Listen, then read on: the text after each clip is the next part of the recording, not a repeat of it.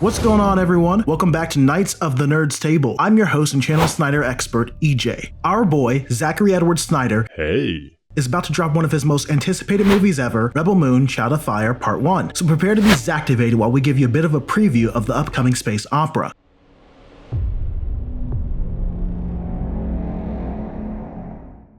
This movie has been on Snyder's mind for almost 20 years. Before the Disney acquisition, Zack Snyder pitched the central idea for Rebel Moon to Lucasfilm. It was intended to be a more adult and mature take on the legendary Star Wars story. But after the acquisition was announced, Lucasfilm decided to go a different route, while Snyder began his work with Warner Brothers on multiple DC films. At one point, Snyder also pitched the reworked version for Warner Brothers. They also declined to develop his passion project. After Snyder moved to Netflix and directed his widely successful Army of the Dead zombie thriller, the streaming network gave him the go-ahead to make not just one, but two movies for his next project. Rebel Moon was then reworked into an original property with multiple different influences and sci-fi elements. From the looks of the trailer, you can clearly see the Star Wars homage, but there's also a bit of Seven Samurai, Gladiator, Dune, Lord of the Rings, and Harry Potter. You can also feel Snyder's DC roots shining through in the trailers.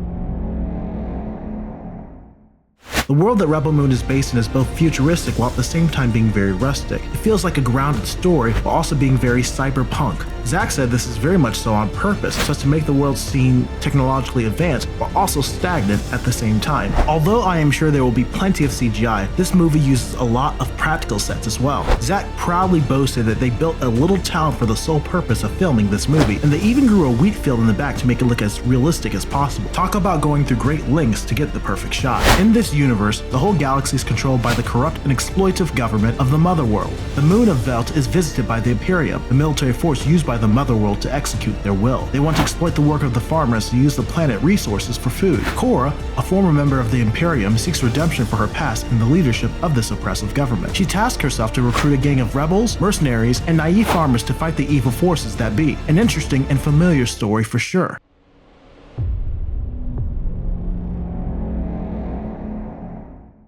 So, to make this universe and this movie, much like Batfleck, Zack Snyder had to put together a team. I'm putting together a team. People with special abilities. This crew is definitely homegrown. Rebel Moon will of course be directed and produced by Zack Snyder. His wife, Deborah Snyder, will be co-producing along with Eric Newman, who co-produced Snyder's first feature-length film, Dawn of the Dead. Shay Hayton and Kurt Johnstedt worked with Snyder on the screenplay. Johnstedt had previously worked with the Snyders on 300. Tom Hulkenberg, or Junkie XL, will be the composer for the films, having partnered with the Snyders on BVS and the Snyder Cut. If he can make anything as epic as Crew at War Power or At the Speed of Force, that would literally be music to the Snyder fandom's ears. My man Zack was cooking, and he wanted all his favorite chefs to help serve the meal. Now that he got the gang together behind the camera, it was time to gather a squad for our heroes on screen. Sophia Boutella, who you may recognize from movies like Atomic Blonde and the Kingsman franchise, will play the lead, Cora, a battered retired soldier who will be recruiting a ragtag team to fight the evil empire that she used to play a part in. She will be supported by a few different rough around the edges characters in the mission. Charlie Hunnam of Sons of Anarchy will be a mercenary pilot named Kai. Kai is definitely giving Han Solo vibes. Accompanying these two will be Mikkel Huseman, who will be playing Gunnar. Gunnar is an eager but naive farmer on the planet of Velt. Huseman is mostly known for playing Daenerys Targaryen's main squeeze, Dario Naharis, in Game of Thrones. Jaemon Hunsu, who you would have seen in Marvel and DC films, will be lending his gravitas and natural on-screen talent to General Titus. Titus is a gladiator with a troubled past with the evil Empire. I keep calling it the Empire for some reason. It's the Motherworld, not the Empire. Sorry, force of habit. I gotta remember, Zack Snyder went from Mother Boxes to Mother World. Let's do it. Back to casting. Next, we have Stas Nair, also from Game of Thrones, and he will be playing the indentured servant, Tarak. This handsome himbo is one with nature, and good news for the ladies, Snyder has confirmed that this man does not wear a shirt. Zack has said often that if you get cast in his movies, you might as well go ahead to hit the gym. CrossFit bodies only. Nair took this to heart, and his physique would fit cleanly with Leonidas' 300 men. Every good rebel team needs a swordsmith, and these rebels have Bae Duna's nemesis. She's chosen to be part of a sect that requires you to be a cyborg, so she wields molten metal swords that glow, kinda like Disney copyright intellectual property. Duna has started in a lot of movies with the Wachowski sisters, which is perfect. This ensures that she will be ready for the absolutely appropriate level of slow-mo this movie is bound to have. Speaking of cyborgs, Ray Fisher is ready for round 2. Darian Bloodaxe is an insurgent warrior who, alongside his sister Devera, played by Cleopatra Coleman, has been harassing the Imperium with constant guerrilla attacks. To round up the crew, we have E. Duffy playing Milius, a refugee fighter who has partnered with the Bloodaxe siblings. The big bad of the film will be Ed Careen's Admiral Atticus Noble. Sociopathic and prone to casual violence, he's the enforcer of the Motherworld. Oddly enough, he also played Daenerys Targaryen's main squeeze, Daenerys Naharis, in Game of Thrones. He was recast for Heisman later on in the series. Jenna Malone from Hunger Games and Sucker Punch will be back in the Snyderverse as well. She will be a creepy spider character named Harmada. Probably my favorite niche casting in this film will be Hollywood veteran Sir Anthony Hopkins. We know him from his legendary performance in Silence of the Lambs, also in the Thor trilogy, and Westworld. Hopkins is probably the biggest name attached to this project, and he will voice a sentient robot simply named Jimmy. Other notable mentions would be Carrie Elwes of The Princess Bride, and of course, Lord Darkseid Ray Porter. Plenty of characters for everyone to relate to.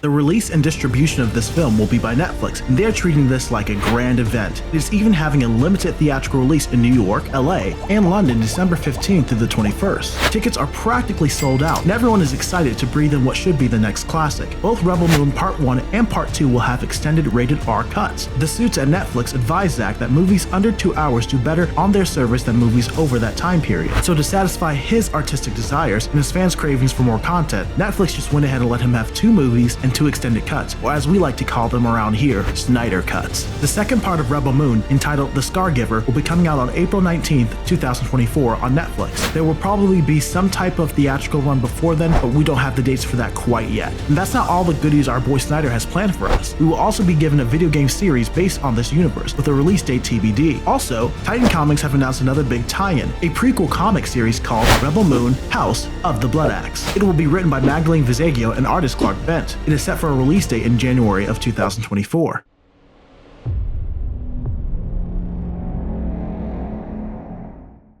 The potential for this movie and franchise are galactic in nature. Zack Snyder is not only trying to make his own original property, but also build upon it to make it a multi-medium IP. It's new ground for him, and it's a very bold move. Most of his previous movies are adaptations from well-known source material. His critics will often go after him for not being as faithful to the material, like in Man of Steel and BVS, or being too close to the material, like Watchmen. He's free from these expectations now. I'm happy to see him succeed outside of the chaos behind DC and Warner Brothers. So on December 22nd, I'm happy to dive into this sprawling franchise. The Snyderverse has been restored.